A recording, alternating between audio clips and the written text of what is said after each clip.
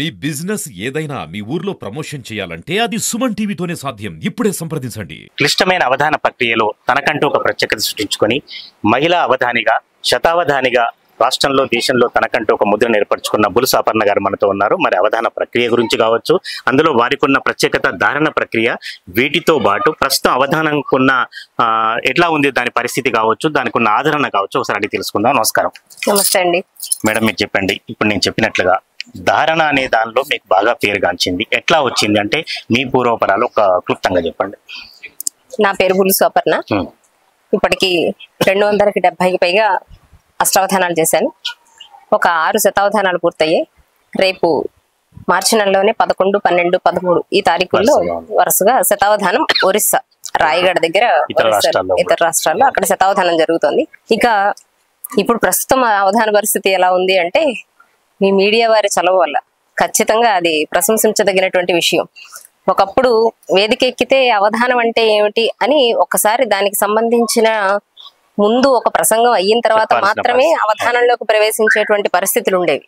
కానీ ఇప్పుడు బాగా అవధానం పట్ల అవగాహన కలిగి మాకంటే ముందే వాళ్లే చెప్తున్నారు అవధానం అంటే ఇంత గొప్పది అంత గొప్పది అని చెప్తున్నారు. అవధానం యొక్క స్వరూప స్వభావాలు ఇప్పుడు అందరికీ తెలిసే.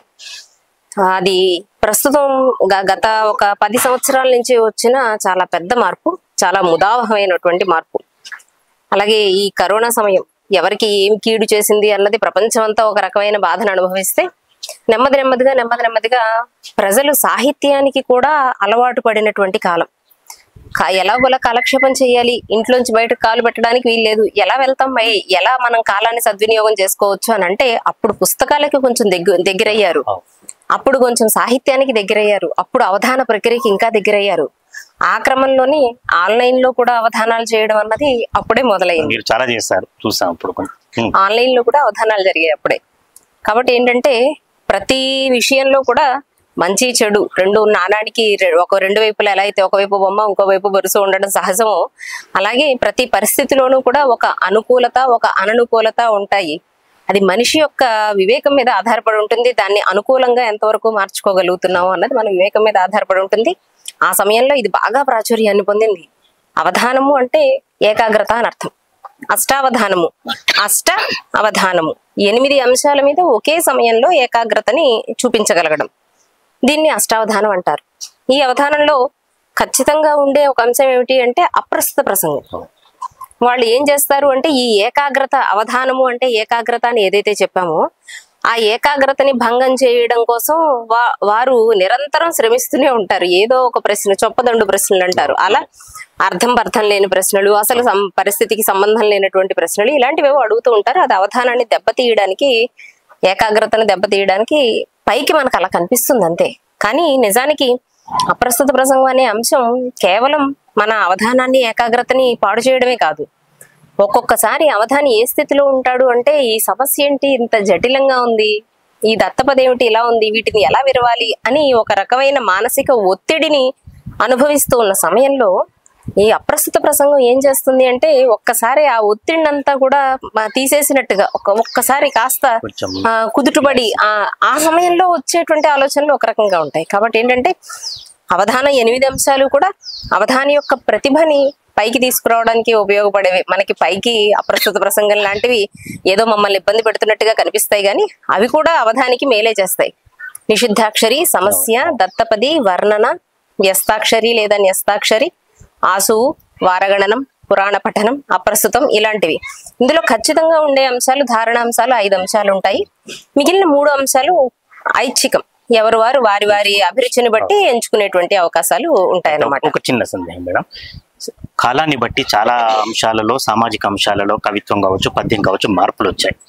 ఇక్కడ అవధాన ప్రక్రియలో ఒక అప్రస్తుత ప్రసంగికునికే సామాజిక అంశాలు స్పృశించే అవకాశం ఉంటుందా, అవధానికి ఎక్కువగా ఉంటుందా? ఇప్పుడు ఎక్కువగా స్పృశించడం లేదు. అంటే ఒక పద్యం గురించి ప్రస్తావన వస్తే ఆ పద్యం గురించి మాత్రమే మాట్లాడుతున్నారు. సామాజిక అంశాలు ఎట్లా జొప్పించగలుగుతారు? మంచి ప్రశ్న అండి. ఇప్పుడు అవధానాల్లో కనుక మీరు పరిశీలిస్తే ఖచ్చితంగా పృచ్ఛకులు ఇచ్చేటువంటి అంశాలు సమకాలీన పరిస్థితుల్ని దృష్టిలో పెట్టుకుని ఇస్తున్న అంశాలు చాలా ఎక్కువగా ఉన్నాయి. ఒకప్పుడు సమస్య అంటే అయితే రాముడో కృష్ణుడో లేదా ఓ భారతమో ఓ భాగవతమో తప్పితే వాటి నుంచి సమస్యలు తయారు చేయడమే ఉండేది. అలాగే దత్తపది అంటే ఎంతసేపు భారతం గురించి చెప్పండి, ఓ రామాయణం గురించి చెప్పండి, ఇలాగే ఉండేది. కానీ ఇప్పుడు ప్రస్తుతం మారుతూ ఉన్నటువంటి పరిస్థితులకి అనుగుణంగా పృచ్ఛకులు కూడా అంశాలను ఖచ్చితంగా సమకాలీన పరిస్థితులు, ఈ ఒంగోలులో శతావధానం జరిగిన శతావధానంలో మత్స్యకారుల యొక్క జీవితాన్ని వివరించండి అని అడిగారు. ఎంత సమకాలీనమైనటువంటి అంశం. అలా ఏమిటంటే మీరు అన్నట్టుగా అవధానం కూడా ఆధునికతను సంతరించుకుని సమకాలీన పరిస్థితులకి అనుగుణంగా తన రూపాన్ని మార్చుకుంటూ ఉంది. అయినప్పటికీ చాలా వరకు ఇప్పుడు కళాశాలలో కావచ్చు, విద్యారంగానికి సంబంధించి కొత్త తరం ఆ దిశగా, తెలుగు చదివిన వారు కూడా ఆ దిశగా వెళ్ళటం లేదు. బాగా ప్రాచుర్యంలోకి రావాలంటే, మళ్ళీ ప్రాచుర్యంలోకి రావాలంటే ఏం చేయాలి? ఇప్పుడు చదువుకుంటున్న వాళ్ళు ఆ రంగంలోకి రావటం లేదు అని అనడం ఇప్పుడు కాస్త తగ్గింది ఆ పరిస్థితి. ఎందుకంటే ఇప్పుడు అసలు చదువుతున్న చదువుకి అవధానానికి ఏమాత్రం సంబంధం లేనటువంటి వ్యక్తులు కూడా, యువతరం వాళ్ళు ఇప్పుడు అవధానాలు చేస్తూ ఉన్నారు. రంపా సాయి కుమార్ గారని కానీ, ఉమా మహేష్ అని కానీ, లేదా సాహిత్య గారని కానీ, సుధన్వాని గారు కానీ, వీళ్ళంతా కూడా వాళ్ళు చదువుతూ ఉన్న చదువులు వేరు, కానీ వాళ్ళు అవధానాలు చేస్తూ ఉన్నారు. అంటే ఇది విద్య పట్ల ఉన్నటువంటి ఆసక్తి, తల్లిదండ్రులకి ఇలాంటి విద్యను మన పిల్లలకి నేర్పించాలి అనే ఆసక్తి, గురువులకి ఇది పరంపరని కొనసాగించాలి, మన విద్య ఇక్కడతో ఆగిపోకూడదు, ప్రక్రియ ఇక్కడతో ఆగిపోకూడదు అని చెప్పాలనేటువంటి ఆసక్తి, ఇవన్నీ ఉండడం వల్ల ఇంకా సాధ్యమవుతున్నాయి. కానీ మీరు అన్నట్టు ఏమిటంటే ఇది ఇంకా ఎక్కువగా జరగాల్సినటువంటి అవసరం ఎంతైనా ఉంది. ఎందుకంటే నేను ఇప్పుడు మీకు చెప్పిన ఒక 5-6 పేర్లు మాత్రమే. కానీ ఇంకా యువతరం ఈ అవధాన రంగంలోకి రావాలి అంటే ప్రభుత్వానికి ఖచ్చితంగా ఒక నిబద్ధత ఉంటే బాగుంటుంది. నేను చదువుకున్నది ఓరియంటల్ BA, రాజమండ్రి ఆంధ్రయువతి సంస్కృత కళాశాలలో చదువుకున్నా. ఇప్పుడు ఆ చదువు చదవాలి అంటే ఎక్కడికి వెళ్ళాలో ఎవరికీ తెలియదు. పైగా కొన్ని కళాశాలలు ఉన్నాయి, ఇంకా మాకు ఆంధ్రాలో ఉన్నాయి. అసలు ఈ చదువు ఒకటి ఉందని తెలియదు. మాకు ఆంధ్రాలో కళాశాలలు ఉన్నాయి, కానీ ఈ చదువు ఉంది అన్న విషయం తెలియాలిగా. ఈ చదువు ఉందనే విషయం తెలియటం లేదు. ఉన్నా కూడా స్ట్రెంగ్త్ తక్కువ విద్యార్థుల సంఖ్య తక్కువగా ఉన్న కారణంగా అవి కూడా నెమ్మదిగా మూతపడిపోయేటువంటి పరిస్థితులు. ఈ పరిస్థితులు ఎప్పుడైతే ఉంటున్నాయో మనం సాహిత్యాన్ని లోతుగా అధ్యయనం చేసేటువంటి ఒక గొప్ప అవకాశాన్ని కోల్పోతున్నట్టు లెక్క. మనం ఇలాంటి కళాశాలను కాపాడుకుంటే, అలాగే విద్యార్థుల్లో ఇలాంటి చైతన్యాన్ని, ఇప్పుడు అందరూ ఇంజనీర్లు, డాక్టర్లు అందరూ అలా అవ్వలేరండి. అది ఆర్థిక పరిస్థితులు కావచ్చు, వాళ్ళ ఆలోచన విధానం కావచ్చు, వారికి ఉన్నటువంటి శక్తి కావచ్చు, బయట ఉన్నటువంటి అవకాశాలు కావచ్చు. అందరూ ఒకే వృత్తిని ఎంచుకుంటే ఉండే అవకాశాలు కూడా తక్కువగా ఉంటాయి. కాబట్టి నేను ఒక చిన్న ఉదాహరణ, నేను 10వ క్లాసు బయటకు వచ్చిన తర్వాత ఇంచుమించు 400-500 మంది వచ్చాం మేము, మా బ్యాచ్. ఆ 400-500 మంది నుంచి నేను ఒక్కదాన్ని ఓరియంటల్ BA అని చదవడానికి వచ్చాను. అంటే తగ్గిపోతుంది, నెమ్మదిగా తగ్గిపోతుంది. అది పెరగాలి అంటే ప్రభుత్వం కూడా కొన్ని చర్యలు చేపడితే బాగుంటుంది. ఆ రకంగా విద్యార్థులకి ప్రోత్సాహాన్ని ఇస్తే బాగుంటుంది. అసలు ఈ ముందు ఇది ఒక విద్య ఉంది అని తెలియాల్సినటువంటి అవసరం చాలా ఉంది. మేడం, చివరిగా చెప్పండి, అవధాన ప్రక్రియలో మీకు స్ఫూర్తినిచ్చిన వ్యక్తి ఎవరు, మీరు అభిమానించే వ్యక్తి ఎవరు? అవధాన ప్రక్రియలో మాకు అవధానం నేర్పింది ధూళిపాడ మహాదేవమణి గారండి. ఆయనే మా గురువు గారు. ఇంకా స్ఫూర్తి అంటారా, అసలు ఏ అవధానులు కారు చెప్పండి, అందరూ మాకు స్ఫూర్తే. ఖచ్చితంగా ఒక్కొక్కరి దగ్గర ఒక్కొక్క లక్షణం ఉంటుంది. మేడసాని మోహన్ గారు ఉన్నారు, వారి దగ్గర వేగం, అసలు ఆ ఆశు ధార చూస్తే ఆశ్చర్యం వేస్తుంది.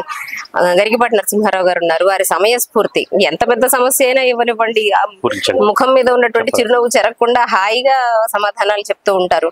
అలా కడిమెళ్ల వారు కావచ్చు, కోటవారు కావచ్చు, వీళ్ళంతా కూడా. కడిమెళ్ల కోటవారి సహస్రావధానంలో అప్పటికి నేను ఇంటర్ ఫస్ట్ ఇయర్ చదువుతున్నాను, నేను పృచ్ఛకురాలుగా పాల్గొన్నాను. వారి సహస్రావధానం నేను కళ్ళారా చూశాను.